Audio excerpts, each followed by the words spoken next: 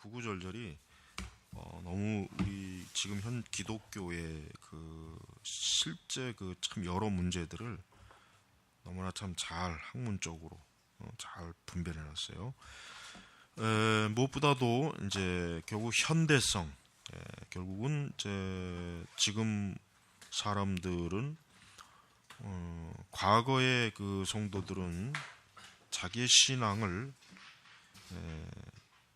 확고하게 하나님에게서 그 하나님의 권위, 하나님의 말씀, 또 교리, 신학, 그것에 확고하게 이제 뿌리를 두고 거기에서 이제 신앙생활을 했지만, 지금 시대 사람들은 이 책에도 나오지만은 이 자아도취, 이 자아함몰, 이게 결국 지금 시대 사람들이 대부분이 교회를 나온다 했을 때 저들이 교회를 나오는 이유가 도대체 뭘까? 그 근본적인 이유가 뭘까 했을 때 그 대부분의 원인이 뭐냐면 결국 자아도취, 자아함몰. 그러니까 그 신앙 자체가 객관적인 신앙이 아니라 주관적인 신앙이 됐어. 주관적. 이거는 뭐 이거를 구별 못한다면은 그거는 참 어리석은 거예요. 그러니까 주관적인 신앙이 아직도 뭔지 모른다면 그건 큰 문제죠. 그래서 이제 우리가 이런 그 자아에 대한, 여기 보면은 뭐라고 하냐면은 215페이지 보면은 하반절에 그러니까 결국 자기에 대한 집착, 이것은 종교적인 옷을 입고 나타나지만 복음주의 경우처럼 때때로 이 집착은 아주 비종교적인 옷을 입고 나타나기도 하다. 그러니까 교회를 다니는 사람들을 순진하게 이 사람은 교회 다니는구나, 이 사람은 신자이구나, 그리스도인이라고 볼 수가 없어요. 왜?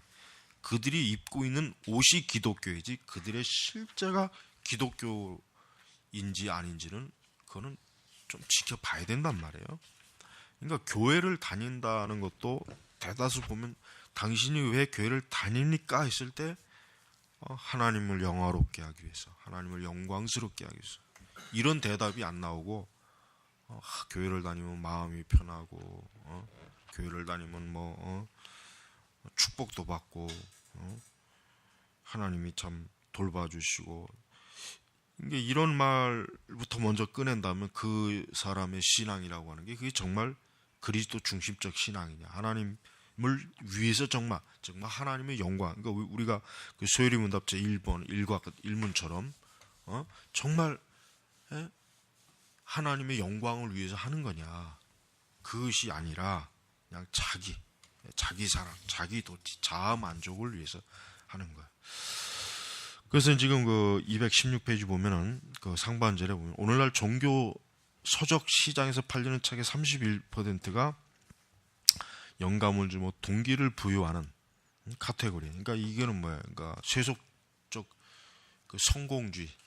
그러니까 자기 개발서가 은연중에 기독교라고 하는 이름으로 많이 지금 포장되어 나와 있거든요. 그 중에 31%, 15% 이상은 뉴에이지 시각에서 동일한 주제를 다루는 거예요. 뉴에이지 시각에서. 그러니까 지금 순복음 같은 이런 교회는 거의 뉴에이지 신앙이죠. 저 여의도의 조 할아버지.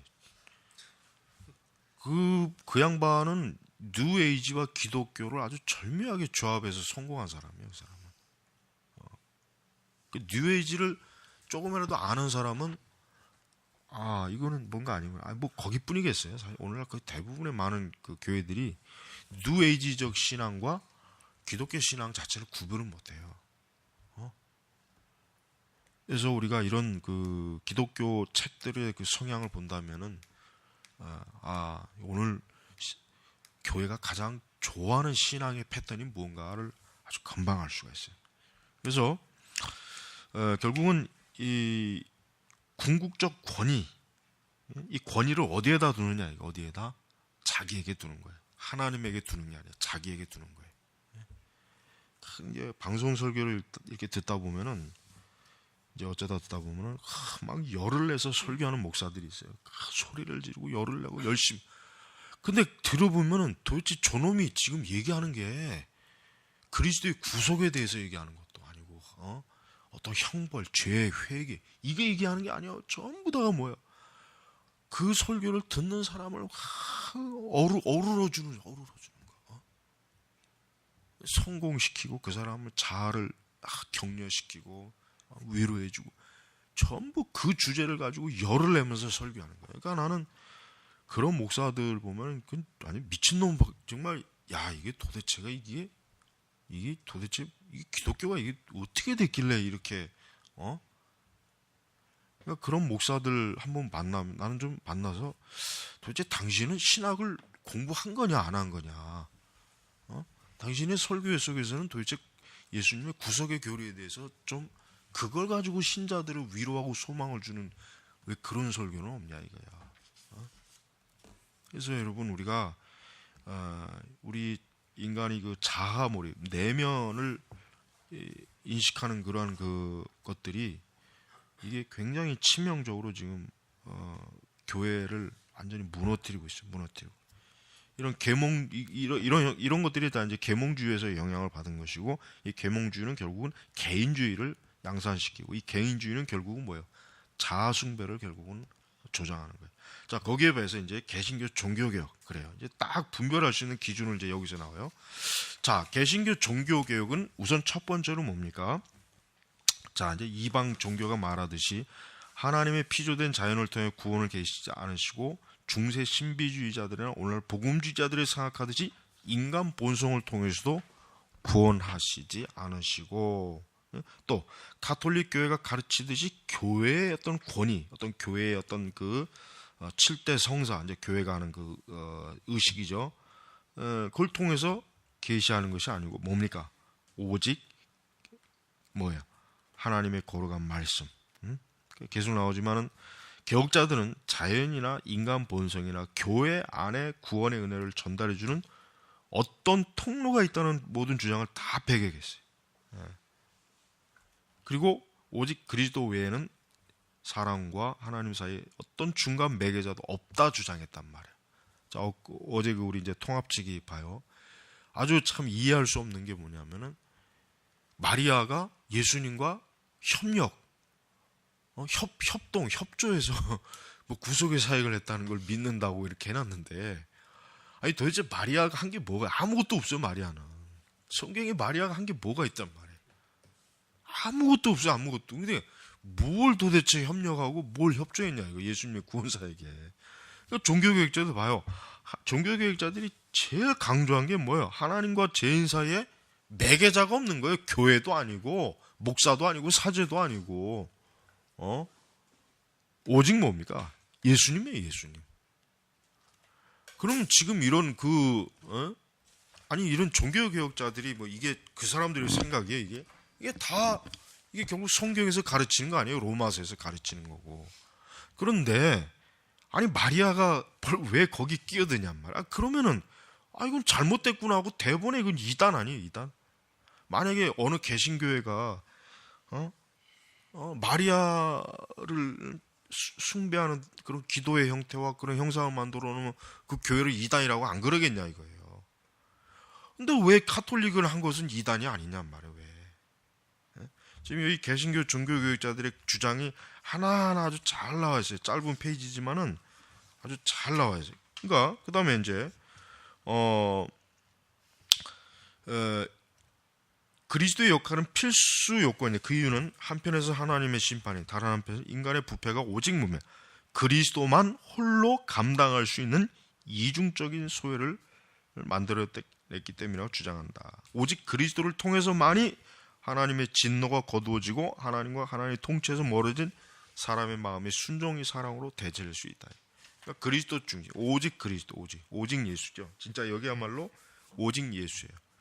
그러니까 천주교는 모든 것을 혹시 다 그렇다 쳐도 그들이 마리아를 지금 내세우는 거는 이거는 이단이에요. 이단이란 말이에요. 나는 저 신천지나 이런 애들이 마리아를 좀 숭배했으면 좋겠어요. 그러면은 통합 측에다가 야 신천지도 마리아 숭배하는데 왜 얘들도 이단 아니냐? 아니 좀 그랬으면 좋겠어. 그래야 얘들이 코가 납작해질 거 아니야. 그러니까 다른 이단들이 천주교를 많이 좀 본받아갖고 교황도 세우고 칠성례도 하고 고해성사도 하면은 어차피 거기는 이단이라고 정죄해놨잖아. 그러니까 야 얘들도 그거 하는데 왜 천주교는 이단이 아니냐고 하냐. 굉장히 좋은 전략 같아.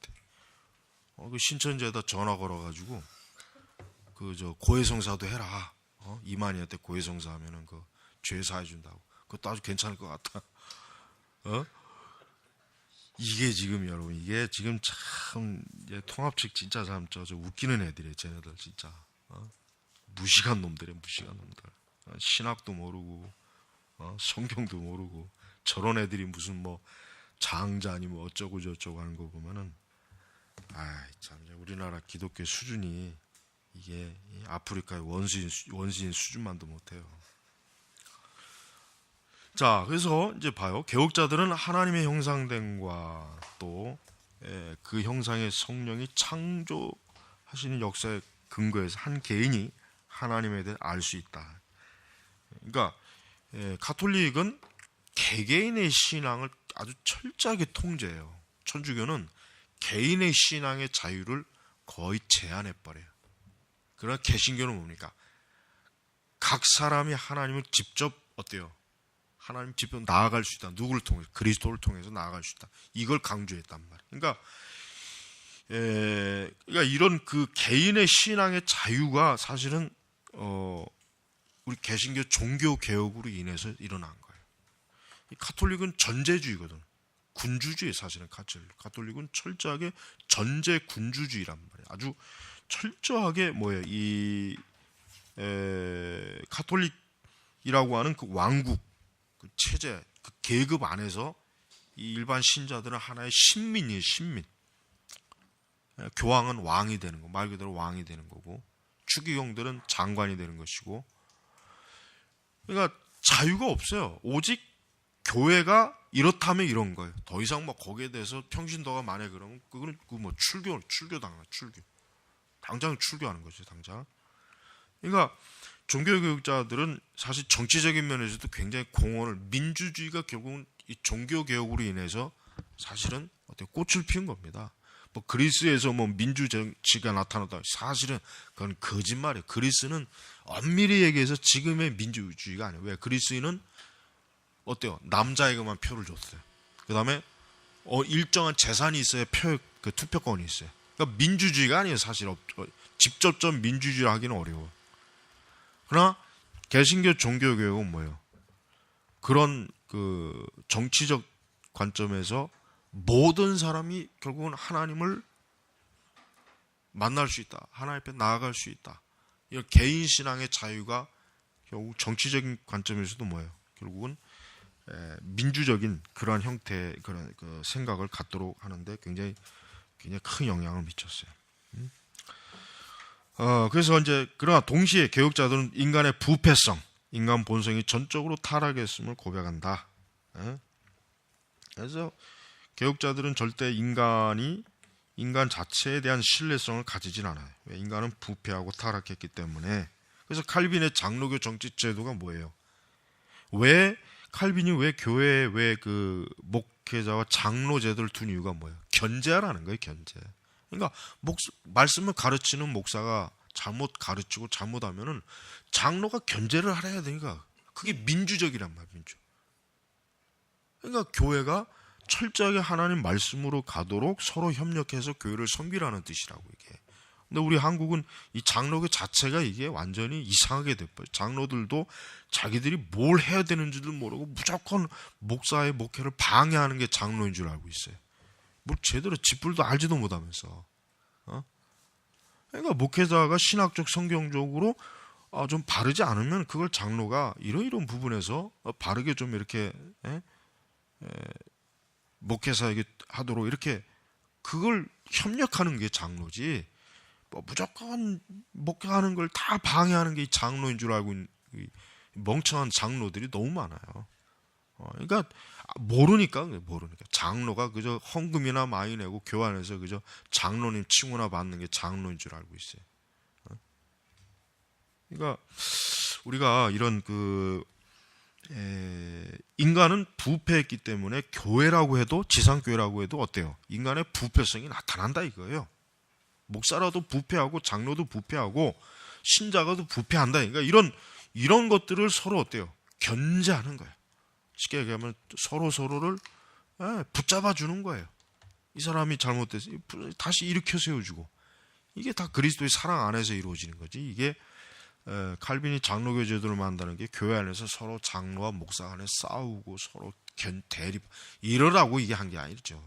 그러니까 장로교 제도를 잘 정말 교회에 도입하면 진짜 교회가 바르게 가지만, 잘못 도입하면 우리 한국 교회처럼 이렇게 콩가루 교회가 되는 거예요. 막 싸우고 뭐 뒤집어 엎고 쫓아내고 지 마음에 드는 목사 세우려고 하고, 뭐 그냥 장로들도 그냥 교회 안에서 정치나 이상한 짓이나 하고, 성도 그 신자들의 영혼을 같이 돌보고 이럴 생각은 안 하고 맨날 교회 안에서 그저 어른 행세나 하려고 하고 권력이나 휘둘려. 그러니까 장로들 자체가 이게 잘못된 장로들이 너무 많아요. 예? 그러니까 뭘 제대로 알지도 못하는 사람들 특히.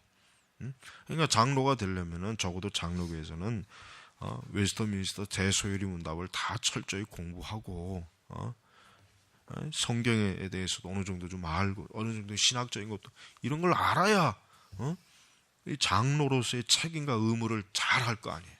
근데 그런 걸 전혀 모르는 인간들이 장로가 돼가지고 뭐 하는 게 뭐가 있어? 그저 교회 행정이나 뭐 좀 보는 거 그게 뭐 대부분이죠. 그러니까 이 장로 제도를 아무리 이게 좋은 제도라고 해도 그것을 잘못 운영하면은 그게 오히려 큰 해가 되는 거예요. 그러니까 그런 형편없는 장로가 없는 게 차라리 나아요. 그런 쓰잘데없는 장로들 세워가지고 괜히 하는 거. 목사도 잘해야죠. 목회자도 잘해야죠. 목회자들은 더 잘해야지. 목회자는 사실은. 그러니까 이 인간의 전적 타락이라고 하는 것을 개혁자들은 아주 철저하게 잘 인식했어요. 절대 인간은 가만 놔두면 부패한다, 썩는다.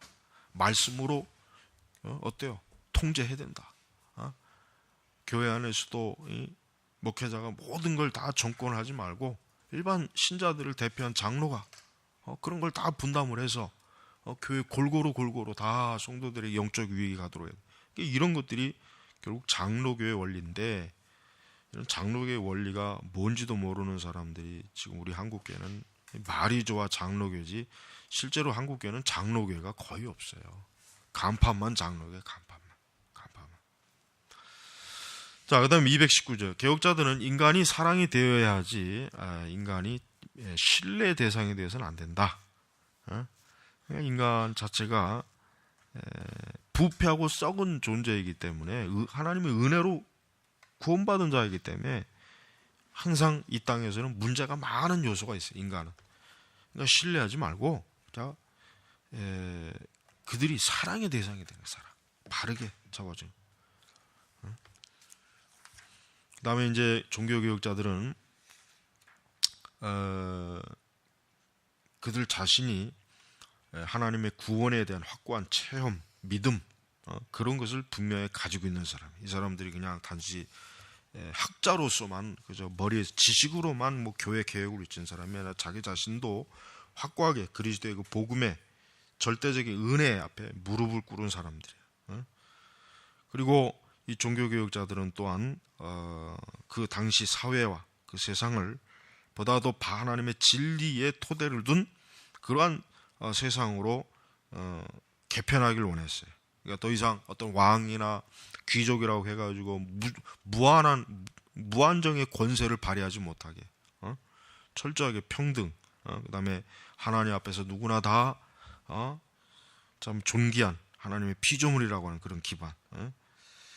그리고 또 개혁자들은 중세 시대에 그들인 그 뭡니까 세속적인 것, 영적인 것에 이분법적인 그러한 지나친 또 역시 폐지했죠. 그걸 또 철폐하기를 그들은 주장했죠. 왜냐?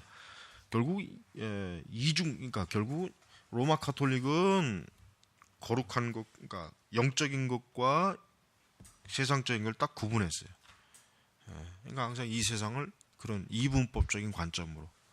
그러나 카톨릭은 개혁자들은 카톨릭의 그런 이중적 그런 구분이 성경적인 것이 아니다.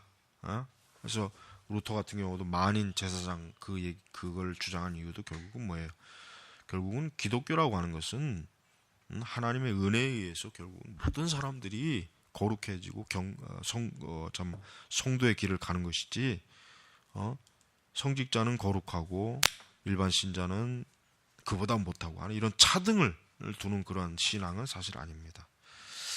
그래서 또한 개혁자들은 가정에서나 어디에서나 항상 자기 자신이 일차적으로 자기의 책임, 자기의 맡겨진 의무를 잘 감당하는 것을 개혁자들은 아주 중요한 질서로 그렇게 여겼습니다. 또한 개혁자들은 이 경제, 이 산업에 대해서도 어때요? 이 사람들은 자본에 대한 올바른 인식을 그래도 갖고 있었어요. 그러니까 어떤 이 세상의 경제, 자본, 결국 인간이 살아가는 어느 곳이나 경제 활동이 있고 자본의 활동이 있거든요. 그런 걸 부정할 수 없어요. 거룩하다고 해서 아무것도 안 먹고 그저 맨 땅 위에서 살아갈 수는 없잖아요. 인간은 이 땅에 사는 동안 자기의 의식주가 있어야 되고 해결해야 되고, 그러니까 그런 것들이 필요하다. 결국 그런 것들을 그럼 어떻게 바르게 잘 운영하느냐, 어떻게 그런 것들을 잘 지혜롭게 활용하느냐 하는 것은 뭐예요? 아주 중요한 것이란 말이에요. 그래서 우리 종교개혁자들은 이 마르크스주의 순진한 공산주의 이념 같은 그런 망상에도 빠지지 않았고, 그렇다고 해서 자본의 오늘같이 이렇게 자본의 양극화, 어떤 가난한 자, 부자 이런 그 지나친 그 양극화도 이 개혁주의자들은 아주 참 잘 분별했습니다. 그래서 개혁자들의 노동관 뭡니까? 여기 그 221의 하반제 두 가지 나오죠. 첫째, 노동이란 그 자체가 목적이 아니라 어떤 목적에 대한 수단. 그러니까 노동 자체가 목적이 될 수 있는 게 아니지. 인간이 그저 뭐 일 자체가 목적에 대해서 평생 일만 하다 살다가 죽으라는 게 아니다. 어떤 목적을 위해서 일하는데 수단이에요, 수단. 그러니까 그리스도인들의 직업관은 뭐예요? 내가 살아가는데 하나의 수단이고, 궁극적으로는 뭐예요? 하나님의 영광을 위해서 나는 직장 생활한다. 나는 복음을 전하기 위해서, 나는 주의 영광을 위해서, 나는 진리를 위해서 나는 직장 생활한다. 두 번째는 정신은 몸을 통해 표현되기 때문에 몸을 정신과 분리할 수 없다. 개혁자들의 핵심 쟁점은 노동하는 사람이 지식이냐 육체 노동자냐 뭐 이런 것이 아니라 그 사람의 신앙이 온전하게 드러나고 있느냐 있지 않느냐. 심지어 여기서 뭐 교수형 집행자도 자기 일을 하나님에 대한 봉사를 할 수 있다. 나쁜 놈의 목을 치는 것, 이것도 하나님의 영광을 위해서 한다. 얼마나 이게 좋으냐 이게. 뭘 하든지 주님의 영광에서 하라 그랬으니까. 그 다음에 이제 루터는 뭐예요? 이 세상이 타락하기 때문에 일반적 은총 관점에서 국가를 하나님이 만드셨고, 결국 그 국가를 세워서 결국 나쁜 놈들을 통제하고, 일반 관점에서 그렇게 했다. 근데 이런 그 개혁자들은 그 당시 그 사회 질서를 존중하는 사람들이었어요. 그러니까 제세례파가 왜 개혁자들을 못마땅히 여겼냐? 사회 질서를 전적으로 부정하지 않고 그 사회 질서를 인정하는 그 칼빈이나 루터의 태도에 조금 순수하지 못하다.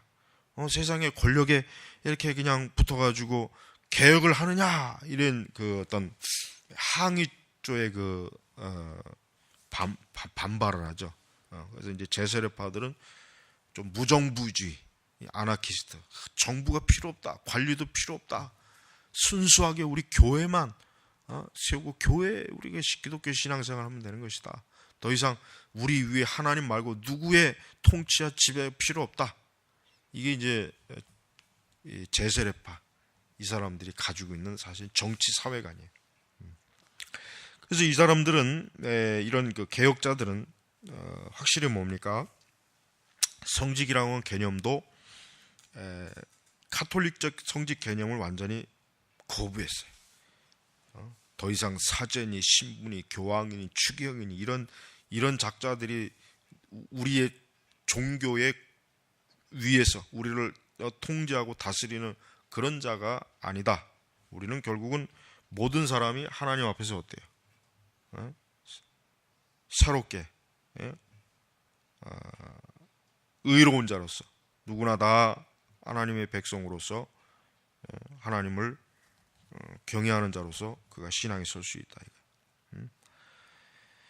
자, 그래서 현대 개인주의 탄생을 개인의 존엄성에서 본다면 현대 인본주의 탄생은 인간의 부패성을 인간의 존엄성에 동반되는 현실로 인정하지 못하는 데 할 수 있다. 종교개혁자들의 그 업적이 좀 더 많이 알려져야 돼요. 종교개혁자들이 단순히 종교개혁만 일으킨 것이 아니라 그 종교개혁을 통해서 어때요? 이후의 서구 역사뿐만 아니라 오늘날 우리에게까지 어때요? 사실 많은 유익을 주거든요. 그러니까 종교개혁자들의 이런 업적이 너무 모르고 폄하되고 있어요. 그러니까 우리가 조심해야 돼요. 잠깐 쉬었다가 타락 그 부분에 대해서 사실 근대 사상가들은 다 부정했죠. 뭐 루소, 니버, 아담 스미스 여기 이제 몇몇 사람이 나오죠. 그 외뿐 아니라 거의 뭐 근현대 사상가들 중에 인간의 부패에 대해서 주장한 사람들은 거의 없다고 봐야 될 거고, 더군다나 거의 알려진 사람들 중에는. 그러니까 뭐 루소는 인간 본성이 본래 선하다. 그러니까 자연으로 돌아가자 이 말을 많이 했죠. 루소 자연으로 돌아가자. 그러니까 그 얘기 뭐냐면 결국 인간의 자연적 상태는 좋다, 좋은 것이다. 이거 좋은 것이다. 사실 그러니까 인간 본래의 그 인간 본래 가지고 있는 인간의 성향 자체는 선하다. 그러니까 우리가 이 선한 본성을 좀 잘 이렇게 활용을 해야 된다. 뭐 이런 거. 그다음에 이제 공리주의자들은 이기성에서 덕이 나올 수 있다 믿었고, 애덤 스미스는 자기 이익을 규제 없이 추구하는 것이 위험함을 보지 못했다. 니버 같은 사람 자유주의자들이죠. 뭐 이 사람들은 뭐 볼 것도 없죠. 그러니까 이 사람들의 이런 신학적으로 이제 자유주의자들은 역시 이러한 사람들과 거의 동일한 관점으로 인간 본성은 선하다. 교육을 잘 시키고 또 어떤 사회를 발전시키면 사람도 좋아질 것이고, 또 세상은 전쟁도 없었을 것이고, 인간은 계속해서 지속적으로 완성될 것이다. 뭐 이렇게 인간 본성의 어두움을 잘 인식하지 못한 거예요. 잘 인식하지. 그러니까 이거는 참 미련한 거예요, 그죠? 그렇지만 그렇게 인간 본성의 그 어둠을 인식하지 못한 그런 가장 극적인 그 시기에 하나님께서는 세계 대전, 세계 전쟁, 1차, 2차의 전쟁을 하나님께서 이 세상에 보여주셨죠. 그러니까 낙관주의, 인본주의, 어떤 기술 만능, 교육 만능, 어떤 이런 것들이 한순간에 폭삭 주저앉아 버렸어요. 그러니까 더 이상 인간에 대한 어떤 순진한 이런 근본적 낭만주의, 자연주의, 긍정주의에 대해서 이제 많은 그 지성인들이, 많은 사람들이 깨지게 됐죠. 그럼에도 불구하고 미국 같은 경우는 1976년인가 그때 인본주의 선언 두 번째 또 나왔죠. 인본주의 선언이 1차, 2차 나왔는데 여전히 동일하게 멍청한 놈들이 인간에 대한 그 궁극적 그 어떤 희망을 버리지 못해요. 인간 자신이 하나님이 없이 살아가고 사회를 구성하고 세상을 만들 때 이 세상이 어떻게 되는지 그걸 뻔히 봤으면서도 인본주의 그룹들이 또 지들끼리 모여서 이제 선언서를 만들고 하는 그런 아주 참 개구리보다 못한 짓들을 많이 해요. 자, 미국 사람들은 생활 자체가 굉장히 실용주의적이에요. 미국 사람들은 유럽 사람들하고 틀려가지고 생활 자체가 굉장히 실용주의적이고, 그 사람들은 개인주의가 특히 미국 사람들은 강하죠. 실용주의에다 개인주의가 굉장히 강해요. 그러다 보니까 기독교도 미국의 기독교가 좀 가볍다는 건 확실히 맞아요. 미국 기독교가 굉장히 좀 유럽의 같은 개신교라도 유럽과 미국은 좀 틀려 확실히. 그러니까 미국은 좀 더 개신교라고 해도 좀 무게감이 있는 그런 개신교인데, 그 미국은 가볍다고. 근데 이 가벼운 종교가 사실 복음주의거든. 이 복음주의의 그 주력이 결국 미국으로 옮겨갔단 말이야. 미국으로. 저 2차 대전 이후에는 이제. 그러니까 미국이란 나라가 이 복음주의를 그 자기들의 그 실용주의하고 딱 손을 잡고, 맞아. 미국의 그 메가처치들이 다 그 실용주의 관점으로 교회를 세운 거거든요. 전부 다. 그러니까 우리는 그런 미국식 그 기독교, 그 미국 그 저 마이클 호튼인가 그 누가 썼죠? 그 미국제 복음주의를 뭐 경계하라 뭐 그런 책도 있지만은, 그러니까 미국이라는 나라는 종교도 아주 체계화시키고 마치 공장에서 딱 표준으로 이렇게 만들 수 있는 어떤 그 형태로 개발하고, 그 다음에 기독교를 진지하보다는 뭐야?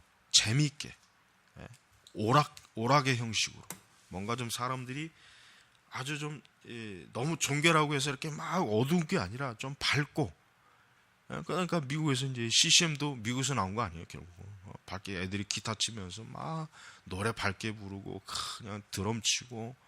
그러니까 전형적인 미국식 복음주의가 이게 결국은 이제 뭐 전 세계를 다 이렇게 이제 평정하죠. 여기 이제 하반절에 보면은 마크 트웨인이 했던 말 중에, 당신이 따라가기에 당신이 느낌이 좋은 것은 도덕적이고 따라가기에 당신이 느낌이 좋지 않은 것은 부도덕이다. 그러니까 도덕과 부도덕이라고 하는 것은 고전적 의미에서 인간의 어떤 윤리적 토대에다가 두었던 거고, 더 좀 깊이 들어가면 기독교, 하나님 말씀에 두었던 건데, 마크 트웨인 같은 사람이 그 시대의 정신을 아주 한마디로 잘 표현한 거예요. 느낌. 그러니까 내가 좋게 느껴지면 그건 좋은 거예요. 그건 도덕이. 그러나 내 느낌에 뭐 내 감정이나 느낌에 안 좋다 하면 어떻게 해요? 그거는 부도덕한데. 그러니까 그 기준이 결국 전통적인 그 도덕적 토대에 둔 것이 아니고 뭐예요? 나에게 둔 거, 나에게. 그러니까 내가 중심. 이게 지금도 그렇죠. 지금도 광고 기법이 다 이런 바탕에 쓰이잖아요. 그러니까 사람들이 어떤 좋은 상품, 좋은 물건은, 그러니까 어떤 그 물건을 사면은 당신이 좀 더 사회적 계층이 높아지는 거다. 당신이 더 돋보인다, 멋있어 보인다. 당신이 더 다른 사람에게 더 괜찮아 보인다. 그러니까 물건을 팔아먹을 때 광고를 다 그런 식으로 사용한단 말이에요. 그러니까 사람들은 그 물건을 내가 가지고 있으므로 내 자신의 가치가 올라간다는 생각을 갖고 있는 거예요. 그러니까 이것이 이제 기독교에도 고스란히 나와요. 고스란히. 오늘날 기독교도 뭐 명품 교인이 뭐냐 이런 말 같지도 않은 그걸 저 기독교 방송 언론들이 뭐 명품 교회라고 해가지고 참 같은 정신병자들이에요, 진짜. 그 명품 교회라는 말 자체가 그게 어울려요, 그게. 근데 그런 거를 기독교 방송이 버젓이 뭐 명품 교회에 대한 뭐 강의를 한다든지 참 하여튼 그 쓰레기 같은 자들이에요, 쓰레기 같은 자. 또 그런 걸 얼마나 많은 목회자들이 또 듣고 자기 교회도 명품 교회로 만들려고 그냥 거기서 가르쳐 주는 걸 또 또 신자들도 마찬가지고. 아니 성경에 명품 교회가 어디 있어요? 명품 교회가. 그러니까 성경에 없는 개념들이 다 지금 어디서 끌어오는 거예요? 이 세상에서 다 끌어오는 거예요. 세상에서. 그러니까 이런 그러한 것들을 아무렇지도 않게 뻔뻔스럽게 가르치고 듣고 배우고 하는 이런 그 그룹들이 지금 우리 한국의 복음주의 주류 그룹들이에요. 복음주의. 그러니까 그 사람들은 그런 사람들의 성향이 뭐예요? 그런 사람들의 성향 자체가 교회가 어떤 진리와 하나님의 어떤 말씀의 토대, 교리적 토대, 신학적 바른 거 이런 것들에 대해서 그 사람들은 뭐 아예 개념이 없어. 아예 개념.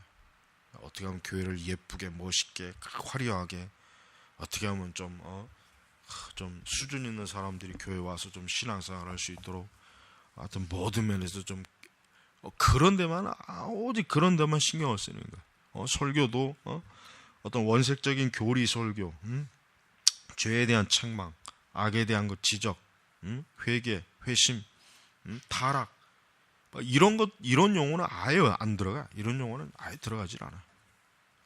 말 같지도 않은 그 말로만 그저 그런 교회들이 지금 우리 한국의 주류 교회들이 다 그래요. 다 그래.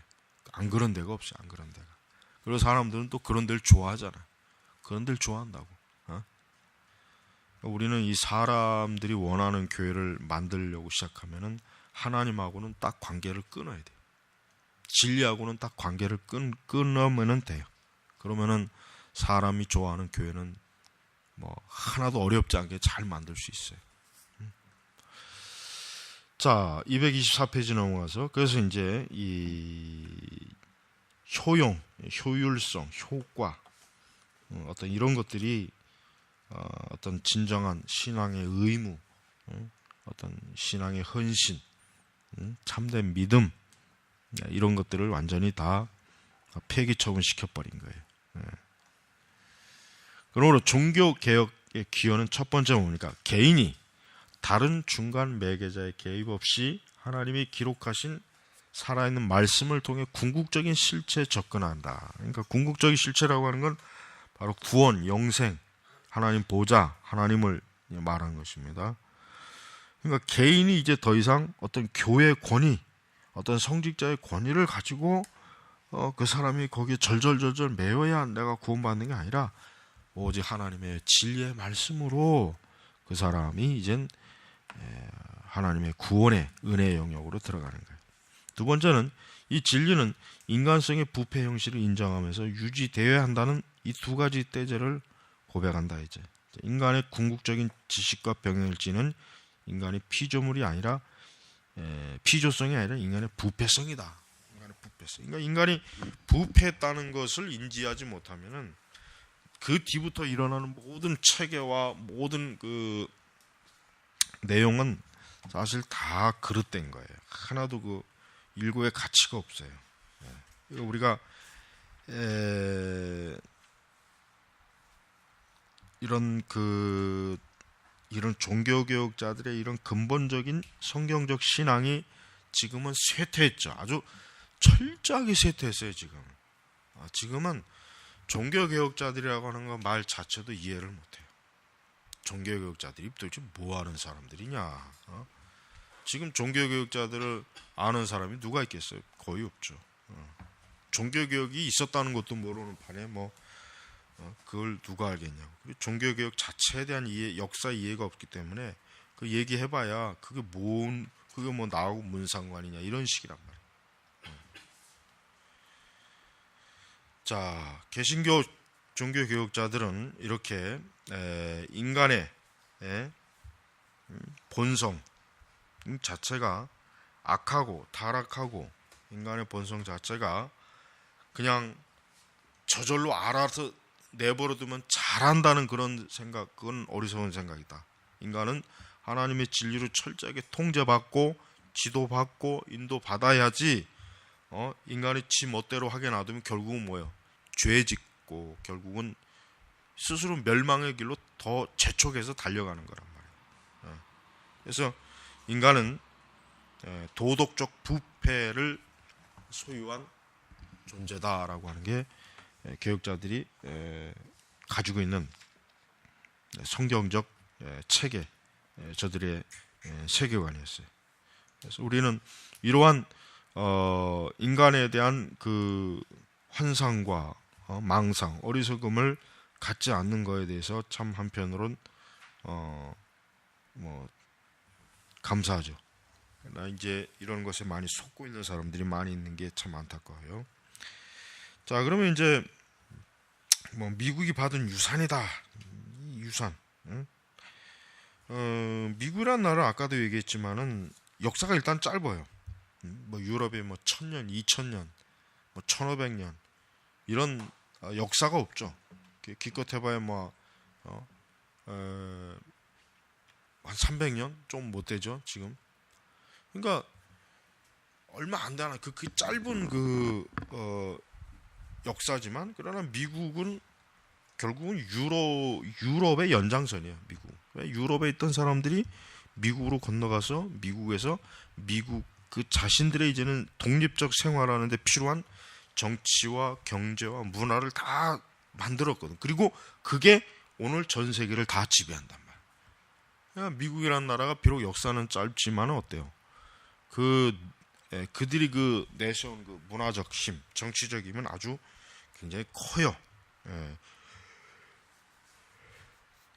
그리고 이제 무엇보다 중요한 것은 미국은 청교도들의 영향이 어쨌든 아주 중요한 거예요. 사실 지금도 뭐 지금이야 뭐 사실 뭐 거의 뭐 지금 사실 뭐 청교도의 어떤 이런 영향이 거의 뭐 없지만 그래도 이 청교도들의 영향은 전혀 아마 완전히 다 사라지진 않을 거예요. 분명히 청교도 신앙이나 이런 거에 대해서 분명히 영향을 받을 거예요. 이 청교도들은 결국 뭡니까? 오직 그리스도의 복음에 소망을 둔 그런 기독교, 그런 일체 그 자기중심적, 그 다음에 또 개인주의적인 기독교가 아니라 오직 하나님에 의해서, 하나님의 영광을 위해서 만들어진 종교, 그런 기독교를 결국은 추앙하게 됩니다. 물론 이제 기독교라고 하는 것 자체가 많이 좀 뭐 실용주의적으로 이렇게 막 여러 갈래도 많이 있지만, 그럼 미국이 애초부터 받은 유산은 좋은 유산이었어요. 사실은 나쁜 유산은 아니에요. 좋은 유산이. 정통 청교도들의 유산, 그 다음에 좀 더 신앙의 그 자유를 위해서 찾아온 사람들의 유산, 이런 사람들이 질서를 만들어서 기독교라는 걸 다시 한번 이 대륙, 새로운 대륙에서 기독교가 다시 한번 출발하자, 다시 한번 그 순수한 교리로 좀 일어서보자, 이런 생각을 초기에 그 미국의 그 미국으로 왔던 사람들, 유럽 대륙에서 왔던 사람들이 많이 그런 생각 가졌고, 또 이제 시간이 흐름에 따라서 이제 뭔가 좀 새롭게 구축되는 역사도 많이 있습니다. 그래서 이제 청교도들의 그 영향이 그 이후에 이제 미국 역사의 정치와 경제와 문화와 사회, 예술, 이런 전반적인 모든 것에 지대한 영향을 미쳤지만, 그러나 이것을 꾸준하게 이것을 이어져 왔어야 되는데, 사실은 뭐 다 아는 바처럼 많이 시들었죠. 청교도의 영향력이 갈수록 시드는 거야. 가면 갈수록 시든다 이거. 그러니까 그게 사실은 이제 오늘날 미국의 저런 그 도덕적, 윤리적 부패, 경제적 어떤 그 구조 문제 등 이런 것들을 많이 일으켜요. 그래서 우리는 이러한 미국의 그 상황을 볼 때마다 우리는 좀 더 그렇다면 미국이 과연 그런 그 기독교 역사가 과연 그럼 잘한 거냐 했을 때 잘한 건 아니죠. 1차 각성운동의 좋은 영향과 2차 각성운동, 그 다음에 이제 무디, 그 다음에 이제 주기적으로 미국에서 이제 그 항상 전도자들이 막 이제 각지를 돌면서 막 천막 부흥 집회를 하면서 사람들의 믿음, 신앙, 이런 것들을 많이 일깨워줬지만은 사실은 이제 지금으로서는 지금도 그렇지만 미국은 확실히 기독교라고 하는 종교를 좀 더 자기들의 자유스러운 생각과 그 삶의 태도에, 삶의 패턴에 이렇게 맞추려고 하는 요소가 많이 있었어요. 그래서 우리는 미국이란 나라가 이 청교도들을 어떻게 받아들였는가, 어떻게 이 영향력이 커졌는가 하는 것을 우리는 잘 알아야 됩니다. 그래서 미국은 땅이 일단 넘고 또 이제 어떤 산업이나 이런 것들이 막 활발하게 이제 세워지는 시기고, 어떤 하나의 특정 어떤 그 단일 민족이라기보다는 여러 유럽에 있는 다민족, 다인종들이 막 또 이렇게 와서 그들이 서로 하나 뭉쳐서 국가를 만드는 것들, 이런 것들이 사실은 뭡니까? 사실은 교회를 좀 더 이 세상에 깊이 묻히게 하는 그러한 어떤 요소도 되어 있습니다. 미국은 이제 1차, 2차 세계대전을 거쳐서 굉장히 어때요? 전 세계 주도권을 다 잡아요. 미국이 1차, 2차 세계대전 속에서. 그 전까지는 이제 영국이 가장 그 세계를 주도하는 국가였지만 1차 대전, 2차 대전 이후에는 이제 미국이란 나라가 세계를 주도해요. 그러다 보니까 2차 대전 이후에는 이제 그 미국이라고 하는 그 미국의 그 기독교의 영향력이 그 미국의 영향력을 퍼져나갈 때 같이 막 퍼져나가는 그런 역사도 있는 거예요. 언어도 마찬가지고, 그러니까 기독교가 의외로 문화의 흐름을 안 타는 것이 아니라 문화의 흐름을 그래도 타요. 탈 수밖에 없는 거예요. 그래서 우리가 이런 부분에 대해서 우리가 좀 알아야 되고, 그다음에 이제 미국이라는 나라 자체가 아무래도 1960년대까지는 아주 활기찬 사회. 그러나 그 이후에는 좀 그 활기가 많이 떨어졌죠. 지금은 이제 더 할 거고. 이런 종교라고 하는 것 자체가 미국은 어떻게 하면 종교도 정확하게 자로 재서 편집을 하고 정확하게 그 사람에게 맞는 신앙을 줄까라고 하는 요소로 많이 변했어요. 그러니까 우리는 신앙을 그런 식으로 물리적으로 계산한다는 것 자체가 사실은 이건 옳지 않은 거고 그럴 수도 없는 것을 잘 안다면 그들의 그러한 어리석은 말은 하지 않아도 될 것입니다. 자, 그래서 이제 미국의 그 다양한 문화들 중에 이제 60년대로 들어가면은 이제 좀 염세주의적인 문화. 젊은 애들이 마약을 하고 뭐 일해서 뭐하냐, 결혼을 해서 뭐하냐, 직장을 다녀서 뭐하냐, 머리 길고 그저 길바닥에 앉아갖고 마약이나 피고 기타나 치고.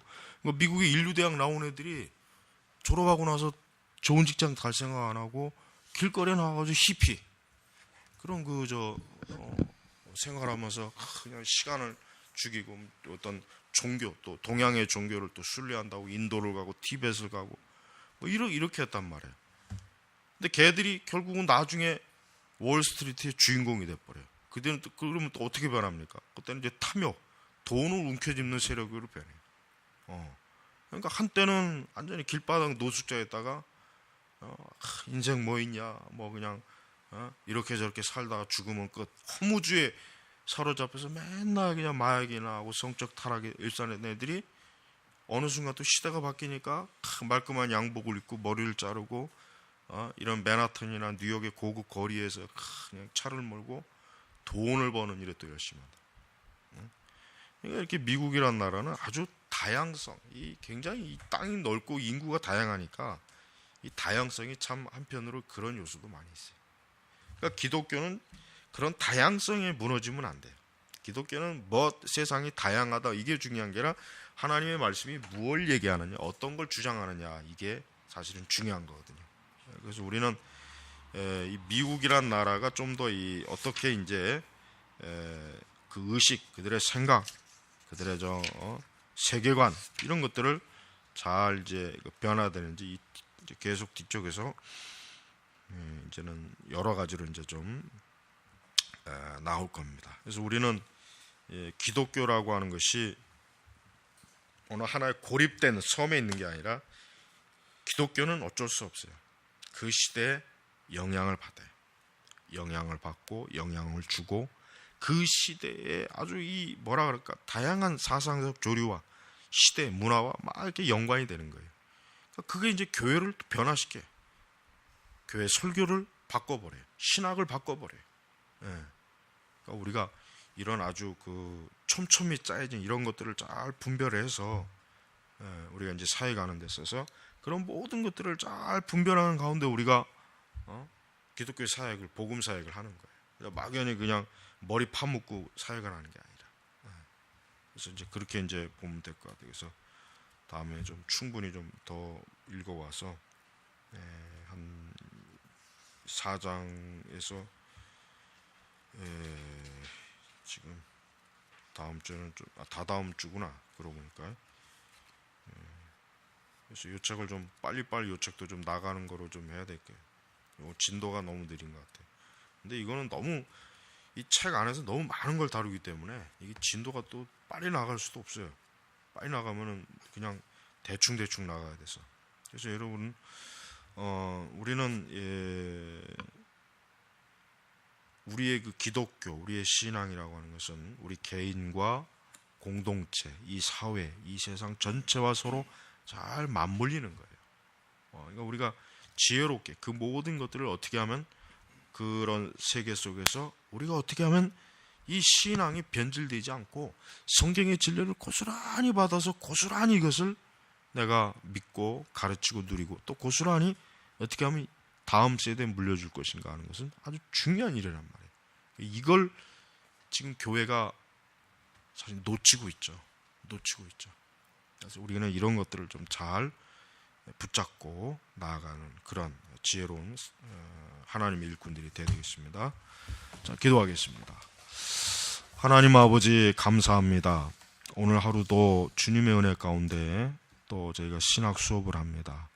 하나님 아버지, 저희가 조금씩 배우는 이 신학이 많은 열매를 또 맺도록 참 우리 스스로 더 분발해서 열심히 공부하고 기도하고 또 진리를 탐구하는 지혜와 명철을 주셔서 우리가 온전한 하나님의 사람이 되게 하소서. 오늘도 감사하며 예수님의 이름으로 기도 올렸습니다. 아멘.